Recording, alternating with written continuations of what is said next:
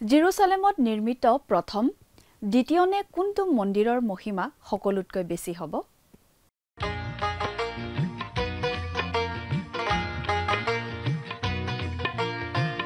আজিৰে পবিত্ৰ খ্যানাতে উজলি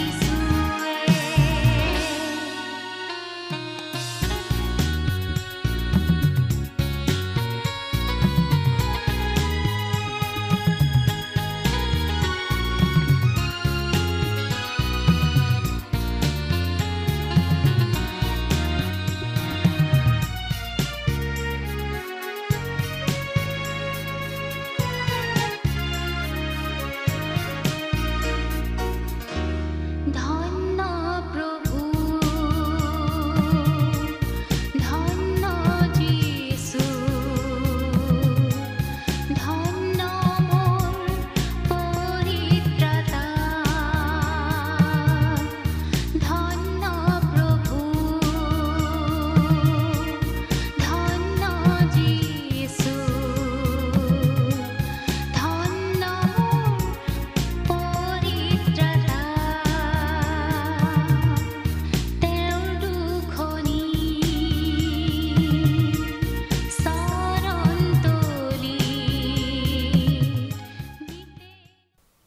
নমস্কাৰ আমাৰ ভক্তিবচন অনুষ্ঠানলৈ আপোনাক স্বাগতম জনাইছো খ্ৰীষ্টীয় বিশ্বাসী লোকসকলৰ বাবে বিশেষভাৱে প্ৰস্তুত কৰা এই ভক্তিবচন অনুষ্ঠানটো হৈছে বাইবেল অধ্যয়নৰ ধাৰাবাহিক অসমীয়া অনুষ্ঠান মাজে মাজে পুৰণি নিয়মৰ পৰা আৰু মাজে মাজে নতুন নিয়মৰ পৰা একোখন পুস্তক অধ্যয়নৰ বাবে লৈ বাইবেলৰ গোটেই 66খন পুস্তকৰে ইয়াত অধ্যয়ন কৰা হ'ব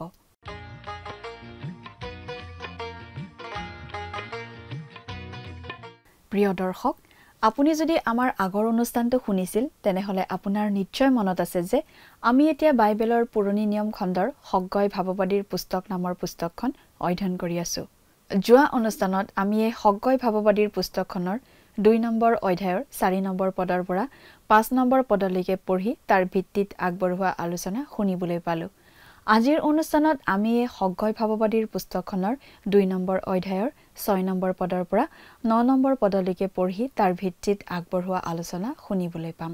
মন্দিৰটো হয়তো অতি সাধাৰণভাৱে নিৰ্মাণ কৰি থিয় কৰা হৈছিল, কিন্তু তেওঁলোকে সেইটো আনন্দ উদযাপন কৰিবলগীয়া কথা আছিল। কিন্তু মন্দিৰটোৰ ভেটি স্থাপন কৰাৰ সময়ত প্ৰাচীন লোকসকলৰ বহুতো পুৰোহিত আৰু লেবিয়া আৰু পিতৃসকলৰ প্ৰধানসকলে ডাঙৰকৈ কান্দিলে, কাৰণ সেই লোকসকলে আগৰ মন্দিৰটো দেখিছিল। আনহাতে বহুতে আনন্দত উচ্চস্বৰে চিঞৰিলে। আমাক প্ৰভুত আৰু তেওঁৰ শক্তিত শক্তিশালী হ'বলৈ কোৱা হৈছে। আমি স্বীকাৰ কৰিব লাগিব যে আমি একো কৰিব নোৱাৰো, কিন্তু ঈশ্বৰে কৰিব পাৰে। চলোমনৰ মন্দিৰটোক শত্ৰুৱে ধ্বংস কৰাৰ আগতে তাৰ পৰা ঈশ্বৰৰ মহিমা জ্যোতি, চাকিনা জ্যোতি আঁতৰি গৈছিল। জাকজমকীয়া মন্দিৰটোহে আছিল, কিন্তু তাত ঈশ্বৰৰ উপস্থিতি নাছিল। যদিও নতুনকৈ সজা মন্দিৰটো বেছি ডাঙৰ আৰু আকৰ্ষণীয় নাছিল, তথাপিও ঈশ্বৰে কৈছে, মোৰ আত্মা তোমালোকৰ মাজত আছে বুলি। গতিকে ঈশ্বৰৰ সান্নিধ্যহীন অতি অলংকৃত চলোমনৰ মন্দিৰটোতকৈ নতুন দেখাত সাধাৰণ মন্দিৰটো বহুত ভাল আছিল। ইয়াৰ দ্বাৰা পুৰণি নিয়ম আৰু নতুন নিয়মৰ সময়ত পবিত্ৰ আত্মাৰ পৰিচৰ্যাৰ মাজৰ পাৰ্থক্য প্ৰকাশ পায়। আগতে তেওঁ লোকসকলৰ মাজত আছিল। আমাৰ দিনত তেওঁ বিশ্বাসীসকলত নিবাস কৰি আছে। তেওঁ নিশ্চয়কৈ স্থিতি সলনি কৰিছে। খ্ৰীষ্টত বিশ্বাসী হিচাপে আমি পোৱা এইটো এটা ডাঙৰ আশীৰ্বাদ। আমি এটা কথা বিশেষভাৱে মন কৰিব পাৰোঁ যে ঈশ্বৰে ইয়াত এটা গুৰুত্বপূৰ্ণ কাম কৰি আছে। তেওঁ হতাশ যিহুদী লোকসকলৰ মন, হৃদয় আৰু চকুক অতি সীমিত স্থানীয় কথাবোৰৰ পৰা আঁতৰাই আনি ইছৰাইলৰ লোকসকলৰ বাবে ঈশ্বৰৰ যি অনন্তকলীয়া কাৰ্যসূচী তাৰ ওপৰত চকু ৰাখিবলৈ চেষ্টা কৰিছে। তেওঁ বিচাৰে যিহুদী লোকসকলে যাতে বৰ্তমানৰ কথাবোৰতকৈ ভৱিষ্যতে কি আছে সেইবোৰৰ প্ৰতিহে অধিক মন দিয়ে, একেবাৰে ভৱিষ্যতৰ 1000 বছৰীয়া শাসন কাললৈকে। আমিও বৰ্তমানৰ পৰিস্থিতিৰ বাবে নিৰুৎসাহিত নহয়, ভৱিষ্যতলৈ চাবলৈ শিকিব লাগে। প্ৰিয় দৰ্শক, কথাবোৰ অধিক বহলাই চাবলৈ আহকচোন। এতিয়া আমি মূল আলোচনাটোৰ মাজলৈ আগবাঢ়ি যাওঁ। আমাৰ মহান ত্ৰাণকৰ্তা প্ৰভু যীশুখ্ৰীষ্টৰ নামত নমস্কাৰ। প্ৰিয় শ্ৰোতা, সগয় ভাৱবাদীৰ দিনত বাবিল দেশৰ পৰা মুকলি হৈ অহা ইছৰাইলীয়া লোকসকলে জেৰুচালেমৰ মন্দিৰটো পুনৰ নিৰ্মাণ কৰিবলৈ লৈ হতাশ হৈছিল। কাৰণ বহুতো মানুহে চলোমনৰ দিনৰ সেই আগৰ মন্দিৰটোৰ তুলনাত নতুন গৃহটো একোৱেই নহয় বুলি মতামত দাঙি ধৰিছিল। কিন্তু ঈশ্বৰে লোকবিলাকক উৎসাহ দি কৈছিল বলৱান হ'বলৈ, কামত লাগি থাকিবলৈ। ঈশ্বৰে কৈছিল, ভয় নকৰিবা, মই তোমালোকৰ সংগত আছো। আজিও আমি তেওঁলোকক ঈশ্বৰে কি জনাইছিল সেই কথাই পঢ়িবলৈ পাম। আহক বাইবেলৰ পৰা পাঠ কৰি দিম। সগয় 2 নম্বৰ অধ্যায়ৰ 6 আৰু 7 নম্বৰ পদ দুটা আগতে পঢ়ি দিব খুজিছোঁ।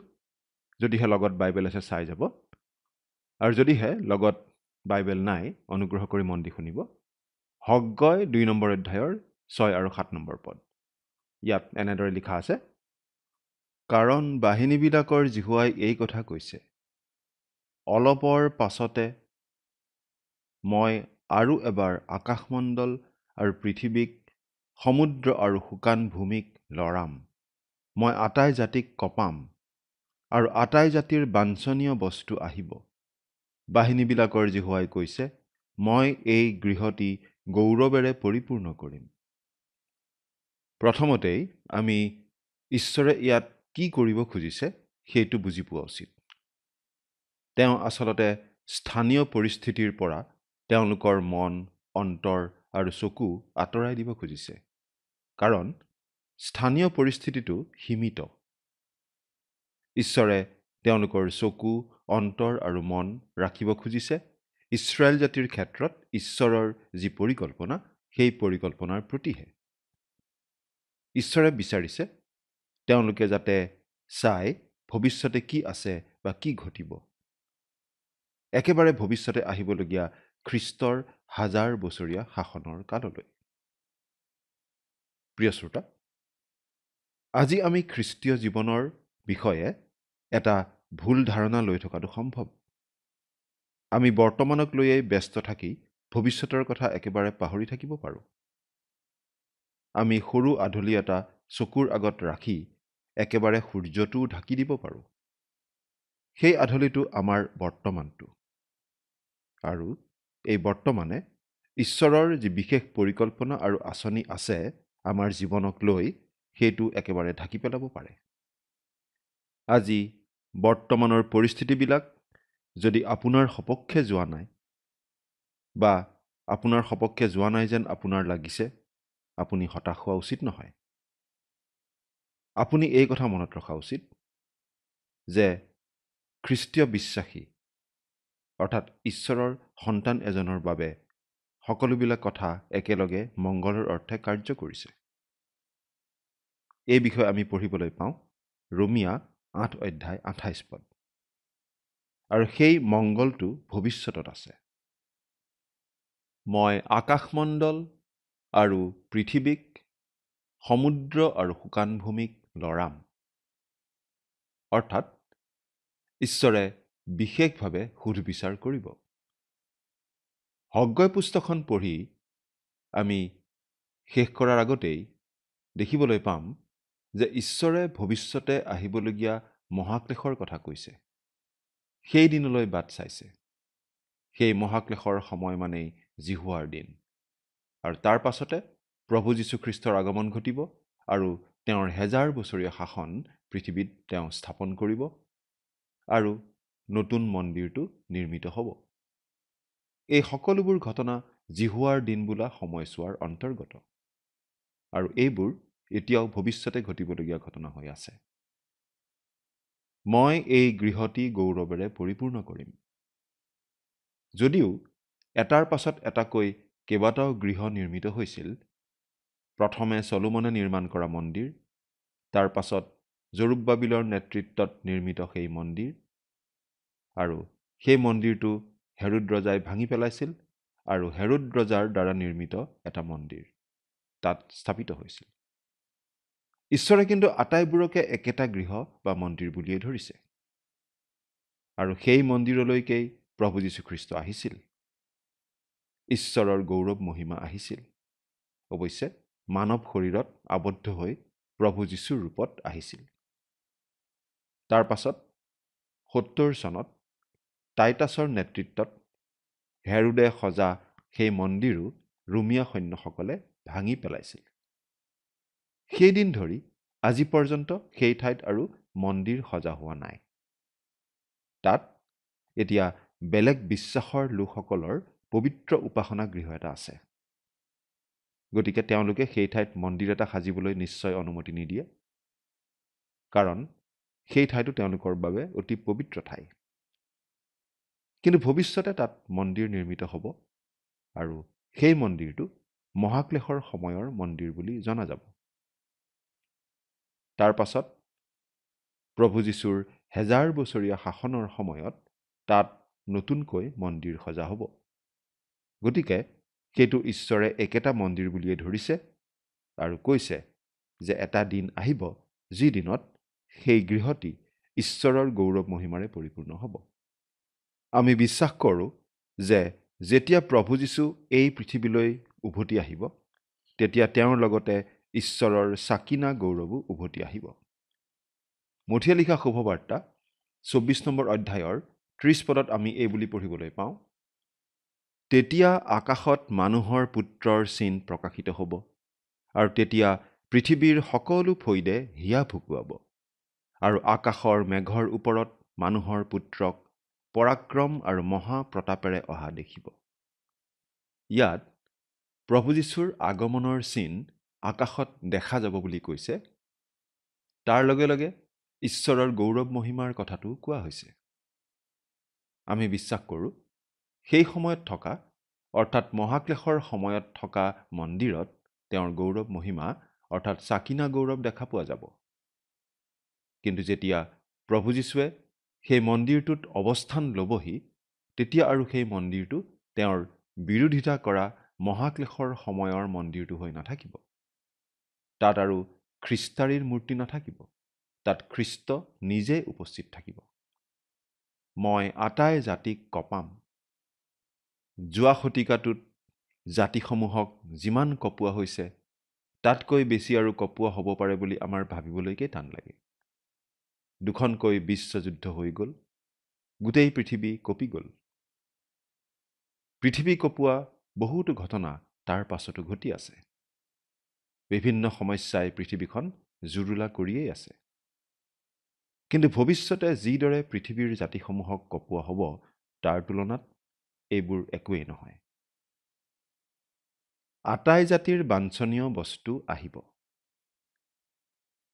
বহুতো ব্যাখ্যাকাৰে জাতিবিলাকৰ বাঞ্ছনীয় বস্তু মানে খ্ৰীষ্ট বুলিয়েই ব্যাখ্যা কৰি আহিছে। কিন্তু যীশুখ্ৰীষ্টক আমি সকলো জাতিৰ বাঞ্ছনীয় বস্তু বুলি ক'ব নোৱাৰোঁ। বহুতো লোকে আকৌ কয় যে আটাই জাতিৰ বাঞ্ছনীয় বস্তু মানে এজন পৰিত্ৰাতাৰ বাবে সকলো জাতিয়ে যি হাবিয়াস কৰি আছে সেই হাবিয়াসৰ কথাটো ইয়াত বুজোৱা হৈছে। লাগিলে সেই পৰিত্ৰাতাজন খ্ৰীষ্টই বুলি তেওঁলোকে অনুভৱ কৰকেই বা নকৰক। এই কথা সঁচা হ'বও পাৰে, কিন্তু যেতিয়া খ্ৰীষ্ট পৃথিৱীলৈ পুনৰ আহিব তেতিয়া জাতিবিলাকেনো কাক গ্ৰহণ কৰিব? জাতিবিলাকে খ্ৰীষ্টাৰীকহে গ্ৰহণ কৰিব। খ্ৰীষ্টাৰীকেই গোটেই জগতখনে পৰিত্ৰাতা হিচাপে আঁকোৱালি ল'ব। খ্ৰীষ্টাৰীকেই তেওঁলোকে মচীহ বুলি গ্ৰহণ কৰিব। আমি ভাবোঁ পৃথিৱীৰ কোনো জাতিয়েই প্ৰভু যীশুখ্ৰীষ্টলৈ হাবিয়াস কৰি থকা নাই। গতিকে আটাই জাতিৰ বাঞ্ছনীয় বস্তু মানে খ্ৰীষ্টক বুজোৱা নাই বুলিহে আমাৰ ধাৰণা হয়।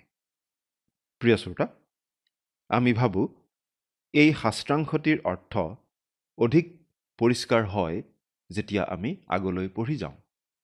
এতিয়া আমি 7 আৰু 8 নম্বৰ পদ একেলগে চাব খুজিছোঁ। পাঠ কৰি দিম 7 আৰু 8 নম্বৰ পদ। আৰু আটাই জাতিৰ বাঞ্ছনীয় বস্তু আহিব, বাহিনীবিলাকৰ জিহুৱাই কৈছে, মই এই গৃহটি গৌৰৱেৰে পৰিপূৰ্ণ কৰিম। বাহিনীবিলাকৰ জিহুৱাই কৈছে, ৰূপ মোৰেই, সোণো মোৰেই। অলপ ভালদৰে ভাবি চাওকচোন। পৃথিৱীৰ আটাইবিলাক জাতিৰ বাঞ্ছনীয় বস্তুনো কি বাৰু? সোণ আৰু ৰূপ। সোণকেই আন্তৰ্জাতিক মূল্য নিৰ্ধাৰণৰ মাপকাঠি বুলি ধৰা হয়। কিছুমান দেশে সোণৰ এই মানদণ্ডৰ পৰা ফালৰি কাটি গৈছিল আৰু গোটেই পৃথিৱীৰ অৰ্থনীতি থৰকবৰক হৈ পৰিছিল। কিয় বাৰু? কাৰণ আজিৰ আধুনিক যুগতো সোণ ৰূপৰ প্ৰতি মানুহৰ মোহ কমা নাই, একেই আছে।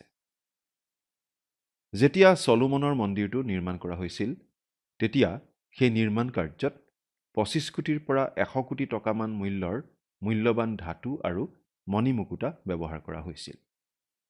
সেই মন্দিৰটো অতিশয় মূল্যৱান আছিল।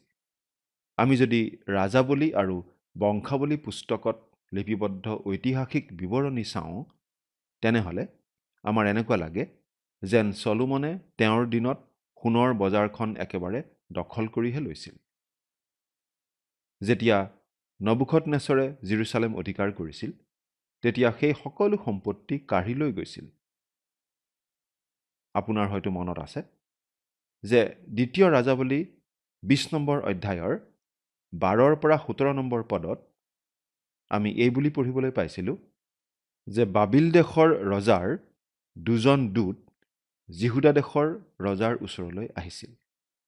আৰু সেই সময়ত জিহুদা দেশৰ ৰজা আছিল হিজকিয়া। আৰু হিজকিয়া ৰজাই সেই দূত দুজনক তেওঁৰ সকলো সা সম্পত্তি দেখুৱাইছিল, জেৰুচালেমৰ সকলো সম্পদ দেখুৱাইছিল। আৰু সেই দূত দুজনে সেই সকলোবিলাক ভালদৰে চাই লৈছিল। আৰু উপযুক্ত সময়ত সেই বাবিলনীয়াবিলাকে জেৰুচালেম আক্ৰমণ কৰি দখল কৰিছিলহি আৰু সকলো সোণ ৰূপ বাবিলনলৈ কঢ়িয়াই লৈ গৈছিল। নিঃসন্দেহে সোণ আছিল বাবিলনৰ বাঞ্ছনীয় আকাংক্ষিত বস্তু, আৰু ই আজিও জগতৰ জাতিসমূহৰ বাঞ্ছনীয় বস্তু। ৰূপ মোৰ, সোণো মোৰ, এই কথা ঈশ্বৰে কৈছে। পৃথিৱীৰ সকলো সোণ ৰূপ, সকলো সা সম্পদ আচলতে ঈশ্বৰৰহে। আৰু ভৱিষ্যতে ঈশ্বৰৰ গৃহ বা মন্দিৰ সুসজ্জিত কৰিবলৈ প্ৰচুৰ পৰিমাণে সোণ ৰূপ থাকিব। ভৱিষ্যতৰ সেই 1000 বছৰীয়া শাসনকালৰ মন্দিৰটো নিশ্চয় অতি সুন্দৰ হ'ব। আহকচোন এতিয়া 9 নম্বৰ পদটো চাওঁ। ইয়াত এনেদৰে লিখা আছে, বাহিনীবিলাকৰ জিহুৱাই কৈছে, এই গৃহটিৰ পূৰ্বৰ প্ৰতাপতকৈ তাৰ শেষৰ প্ৰতাপ অধিক হ'ব।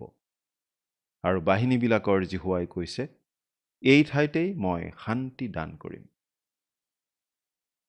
পূৰ্বৰ প্ৰতাপতকৈ তাৰ শেষৰ প্ৰতাপ অধিক হ'ব। প্ৰিয় শ্ৰোতা, আমি এই কথাটো মনত ৰখা উচিত যে ঈশ্বৰে গোটেইকেইটা মন্দিৰকেই একেটা বুলি গণ্য কৰে। আৰু তেওঁ কৈছে যে এই গৃহটিৰ শেষৰ প্ৰতাপ, অৰ্থাৎ ভৱিষ্যতে 1000 বছৰীয়া শাসনকালত যি মন্দিৰটো নিৰ্মিত হ'ব, সেই মন্দিৰটোৰ প্ৰতাপ আগৰ আটাইকেইটা মন্দিৰতকৈ অধিক হ'ব। সেই প্ৰতাপ, সেই সৌন্দৰ্য চলোমনৰ দিনৰ মন্দিৰটোতকৈও অধিক হ'বই। আৰু হগ্গয়ৰ দিনত বান্ধি থকা সেই মন্দিৰতকৈও বহুগুণে বেছি হ'ব নিশ্চয়। এই ঠাইতেই মই শান্তি দান কৰিম। এই ঠাই মানে যি ঠাইত মন্দিৰ আছিল আৰু ভৱিষ্যতেও থাকিব, সেই ঠাইৰ কথা ইয়াত কোৱা হৈছে। এজন বিখ্যাত বাইবেল শিক্ষকে এই বুলি কৈছিল, মই যেতিয়াই জেৰুজালেমলৈ যাওঁ, তেতিয়াই তাৰ মন্দিৰৰ ঠাইখিনি চাবলৈ যাওঁ। যদিও মই 12-13 বাৰমান সেই ঠাইলৈ গৈছোঁ, তথাপি প্ৰতিবাৰেই সেই ঠাই মই চাবলৈ যাওঁ। কিয়? কাৰণ সেই ঠাইতেই এনে এটা কাম হ'ব, যি কামটো আজি মানৱ জাতিয়ে অশেষ চেষ্টা কৰিও কৰিব পৰা নাই। অৰ্থাৎ পৃথিৱীলৈ শান্তি কোনেও আনিব পৰা নাই। কিন্তু প্ৰভু যীশুখ্ৰীষ্ট যেতিয়া এই পৃথিৱীলৈ পুনৰ আহিব, তেওঁ প্ৰথমে আহি জৈতুন পৰ্বতত ভৰি দিবহি, আৰু তেতিয়া তেওঁ সেই মন্দিৰ স্থানত প্ৰৱেশ কৰিব আৰু পৃথিৱীলৈ শান্তি আহিব। কাৰণ প্ৰভু যীশুখ্ৰীষ্টই হৈছে শান্তিৰাজ। তেওঁ তেতিয়া বিশ্ব শান্তি আনিব, প্ৰকৃত অৰ্থত বিশ্ব শান্তি। এই পদটোত যি শান্তিৰ কথা কোৱা হৈছে, সেই শান্তি অৱশেষত প্ৰভু যীশুৱে আনিব। অৱশ্যে প্ৰভু যীশু যেতিয়া প্ৰথমবাৰ আহিছিল, তেতিয়া তেওঁ শান্তি আনিছিল, আৰু তেতিয়া তেওঁ যি শান্তি আনিছিল, সেই শান্তিও ইয়াৰ ভিতৰতেই পৰে। তেওঁৰ প্ৰথম আগমনত শুভেচ্ছা থকা মানুহলৈ তেওঁ শান্তি আনিছিল, অৰ্থাৎ ঈশ্বৰৰ সৈতে উচিত সম্বন্ধ থকা লোকসকললৈ তেওঁ শান্তি আনিছিল। পাচনি পৌলে এনেদৰে লিখিছে, এই কাৰণে আমি বিশ্বাসৰ দ্বাৰাই ধাৰ্মিক বুলি গণিত হোৱাত আমাৰ প্ৰভু যীশুখ্ৰীষ্টৰ দ্বাৰাই ঈশ্বৰৰ সৈতে আমাৰ শান্তি আছে। ৰোমিয়া 5 নম্বৰ অধ্যায়ৰ 1 নম্বৰ পদ। প্ৰভু যীশুখ্ৰীষ্টই জগতে দিব নোৱাৰা, জগতে বুজিব নোৱাৰা শান্তি আনিছিল, আৰু শান্তি আজি খ্ৰীষ্টীয় বিশ্বাসীসকলৰ অন্তৰত থাকে। প্ৰভু যীশুখ্ৰীষ্ট প্ৰথমবাৰ আহিছিল তেনেকুৱা শান্তি আনিবলৈকে। কিন্তু ভৱিষ্যতৰ কোনোবা এটা দিনত প্ৰভু যীশুৱে আনিব বিশ্ব শান্তি, যি শান্তি গোটেই বিশ্বৰ প্ৰয়োজন, আৰু গোটেই বিশ্বই আচলতে যি শান্তি বিচাৰি আছে। গতিকে আটাই জাতিৰ বাঞ্ছনীয় বস্তুটো খ্ৰীষ্ট নহয়। উপযুক্ত শব্দটো হ'ব সম্পদহে, জাতিসমূহৰ সম্পদ। ঈশ্বৰে কৈছিল, সোণ মোৰ, ৰূপো মোৰ। অৰ্থাৎ ঈশ্বৰে পাৰ্থিৱ সম্পদৰ কথা কৈছিল। অৰ্থাৎ ঈশ্বৰে এনেকুৱা এটা ভাৱ প্ৰকাশ কৰিছিল যে হগ্গয় ভাৱবাদীৰ দিনত যি মন্দিৰ নিৰ্মিত হৈছিল, সেই সাধাৰণ মন্দিৰটো বিশেষ জাক-জমকতা নাথাকিলেও প্ৰভু যীশুখ্ৰীষ্টৰ 1000 বছৰীয়া শাসনৰ সময়ত নিৰ্মিত হ'বলগীয়া মন্দিৰটোৰ যি ঐশ্বৰ্য সম্পদ হ'ব, সেয়েই যথেষ্ট। গতিকে ইয়াৰ গোটেই কথাখিনিয়ে আচলতে খ্ৰীষ্টৰ 1000 বছৰীয়া শাসনকালত এই পৃথিৱীত নিৰ্মিত হ'বলগীয়া সেই শেষকালৰ মন্দিৰটোলৈহে আঙুলিয়াইছে। অৰ্থাৎ ঈশ্বৰে হগ্গয় ভাৱবাদীৰ দিনৰ সেই হতাশ নিৰ্মাতাসকলক উৎসাহ দিছে তেওঁলোকে নিৰ্মাণ কৰি থকা মন্দিৰটো ঈশ্বৰৰ শেষ লক্ষ্য বা পৰিকল্পনাৰ পটভূমিত বিবেচনা কৰিবলৈ। প্ৰিয় শ্ৰোতা, আজি আমিও আমাৰ বৰ্তমান পৰিৱেশ পৰিস্থিতিবোৰ তেনেদৰে চাবলৈ শিকা হ'লে কিমান যে ভাল আছিল, নহয়নে বাৰু? আমি সেইবোৰ অনন্তকালৰ পটভূমিত আৰু আমাৰ ক্ষেত্ৰত ঈশ্বৰৰ যি বিশেষ উদ্দেশ্য আৰু আঁচনি তাৰ পোহৰত চাবলৈ শিকা উচিত। যদি ঈশ্বৰ আমাৰ সপক্ষে, তেন্তে আমাৰনো বিৰুদ্ধে কি থিয় দিব পাৰে? বৰ্তমানৰ পৰিৱেশ পৰিস্থিতিৰ দ্বাৰা আমি পৰাস্ত হ'ব নালাগে আৰু ভয়ো খাব নালাগে। এবাৰ এখন পশ্চিমীয়া দেশৰ এজন পালকে বছৰৰ শেষত পদত্যাগ পত্ৰ দাখিল কৰিছিল। মণ্ডলীৰ বৃদ্ধসকলে তেওঁক সুধিছিল তেওঁনো কিয় কামৰ পৰা পদত্যাগ কৰিব খুজিছে। তেতিয়া তেওঁ উত্তৰ দিছিল, কাৰণ এই গোটেই বছৰটোত কোনো মানুহ খ্ৰীষ্টলৈ অহা নাই, কেৱল এজন সাধাৰণ ডেকাৰ বাহিৰে। কিন্তু প্ৰিয় শ্ৰোতা, সেই হতাশ পালকজনে এই কথাটো দেখা পোৱা নাছিল যে সেই সাধাৰণ ডেকাজনেই পাছলৈ গৈ এজন বিশ্ববিখ্যাত মিছনেৰী হ'বগৈ। সেই বছৰটো যদিও পালকজনে অতি ব্যৰ্থতাৰ বছৰ বুলি ভাবিছিল, আচলতে সেই বছৰটো তেওঁৰ বাবে সফলতাৰ বছৰ বুলিহে আমি ক'ব লাগিব। প্ৰিয় শ্ৰোতা, আমি সকলোৱেই আমাৰ জীৱনৰ প্ৰতি ঈশ্বৰৰ যি পৰিকল্পনা আৰু লক্ষ্য আছে তাৰ পটভূমিত কথাবোৰ চাবলৈ শিকিব লাগে। বৰ্তমানক লৈ হতাশ নহয়, ভৱিষ্যতে ঈশ্বৰে আমাৰ বাবে যি আশীৰ্বাদ সাজু কৰি ৰাখিছে আমি তালৈ আশাৰে বাট চোৱা উচিত। প্ৰভু যীশুখ্ৰীষ্টই আমাৰ সেই আশা, তেওঁৱেই প্ৰতাপৰ আশা। সেই প্ৰভু যীশুখ্ৰীষ্টক আপুনি বাৰু ব্যক্তিগতভাৱে জানেনে? আপোনাৰ জীৱনত বাৰু তেওঁ প্ৰভুৰ স্থান লাভ কৰিছেনে? চিন্তা কৰি চাওকচোন। ঈশ্বৰে আপোনাক আশীৰ্বাদ কৰক। আমেন।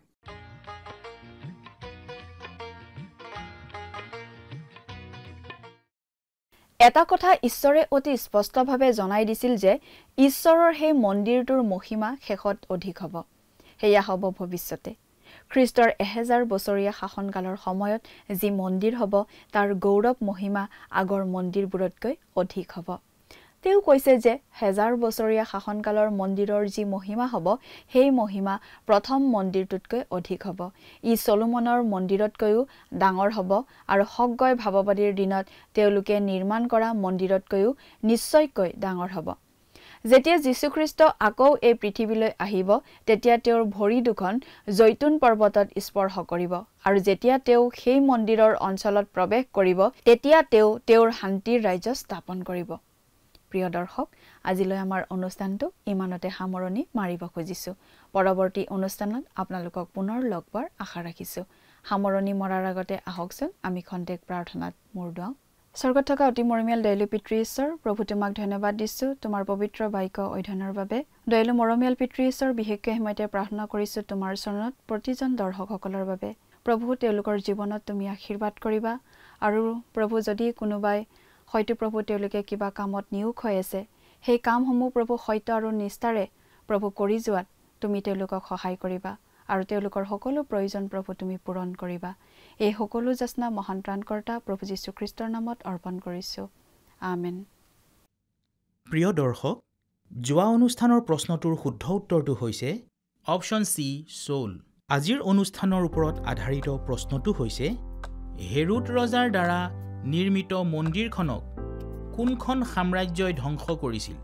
Option A Assyria, option B ৰোমিয়া, option C Babylonia, option D হিট্টিয়া। প্ৰিয় দৰ্শক, আজিৰ প্ৰশ্নৰ সঠিক উত্তৰটো আজি সন্ধিয়া 6 বজাৰ আগেয়ে আপোনাৰ নাম আৰু সম্পূৰ্ণ ঠিকনাৰে সৈতে আমালৈ 7429840242 নম্বৰত SMS নাইবা হোৱাটছআপ যোগে প্ৰেৰণ কৰক। প্ৰিয় দৰ্শক, আপুনি যদি আমাৰ এই অনুষ্ঠানৰ যোগেদি আশীৰ্বাদপ্ৰাপ্ত হৈছে আৰু আমাৰ লগত কথা পাতিবলৈ বিচাৰিছে বা আপোনাক প্ৰাৰ্থনাৰ সহায়ো পৰামৰ্শ লাগে, তেন্তে আমালৈ 7429840242 এই নম্বৰত পোনপটীয়াকৈ ফোন কৰিব পাৰিব। ধন্যবাদ।